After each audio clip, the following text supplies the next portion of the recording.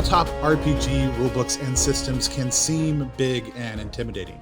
On Too Long Didn't Play, we break down the seemingly complex content of tabletop RPGs in about 5 minutes, so you can decide if you want to check that system out in more detail. You don't remember a lot about how you got here. As a matter of fact, you aren't even sure who you are or even what a you is. But something drew you here, past the giant beasts that stalk the land and into the comfort of this place. For the first time ever, you have a sense of self, and with that comes both dreams and shame. This place is big, and you're so very small. But if you can thrive here, you might be able to grow into whatever you're becoming. It's time to spin some webs of connection with your new self, this new place, and your fellow bugs here in the Cuticorium. To create a character for Cuticorium, you create a bug. This may seem like a big task if you aren't an entomologist, but really it couldn't be easier. You pick a name, whatever you want it to be, and then you pick 2 features. This could be a spinneret, camouflage, a proboscis, powerful mandibles, bioluminescent attractant, or any of the other number of features that are laid out in the book.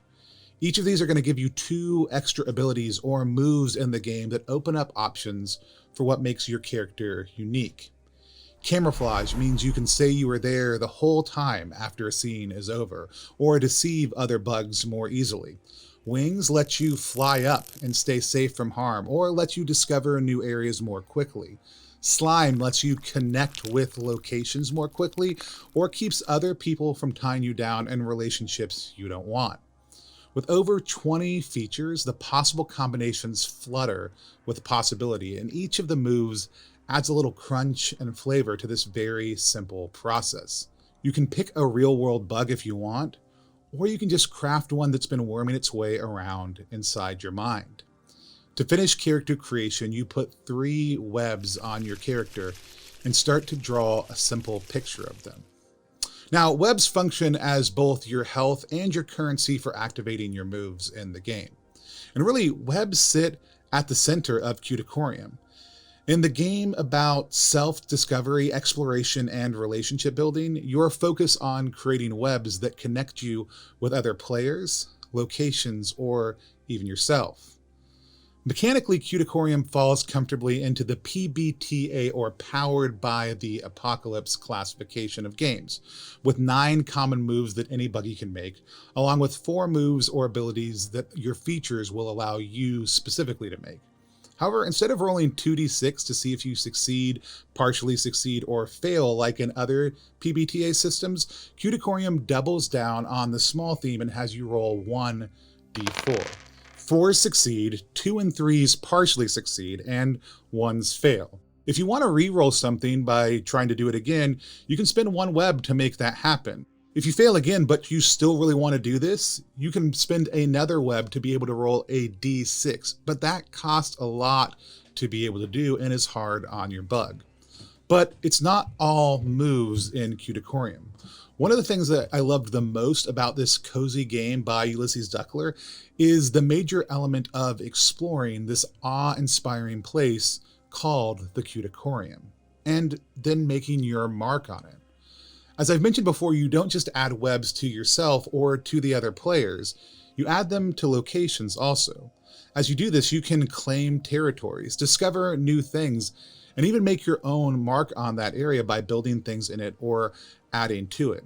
Though we didn't get to do this in our one-shot that we played with Duck, the idea of slowly making this little bug world our own was something that captivated a lot of our players' imaginations. The last thing that absolutely has to be mentioned about this game is the art. Duck brought in a number of different artists to lend their skills to different bugs and parts of the project. Each one adds something unique in this space, and they do it in small ways that reflects exactly what the party is invited to do inside the Cuticorium. And the full color map of the Cuticorium itself, with all of its miniature cities, markets, byways, and even slightly sinister suggestions, is breathtaking. Cuticorium is not the first game Duck has designed, but it is his first major printing. And it may take some players a moment or two to realize that combat and conflict don't have a place in the Cuticorium, but you can always travel outside to fight other bugs or even the beast that stalk the land around you. They don't come by that often, but they roll d20s, so when they do, you're going to have to band together to fight them. But inside the Cuticorium, you explore, you trade, create, and grow your relationships, good or bad, by spinning webs of connection and creation with your fellow bugs. So if a small game about small creatures in a deadly and beautiful world just trying to discover themselves and leave their mark sounds like sweet nectar to your ears, then I highly recommend you try out Cuticorium. Thanks for watching. I'm Tony Vasinda, Chief Alchemist over at Plus One Experience, where we multi-class in tabletop game design, beard and skincare alchemy, and the Bardic College of Content Creation.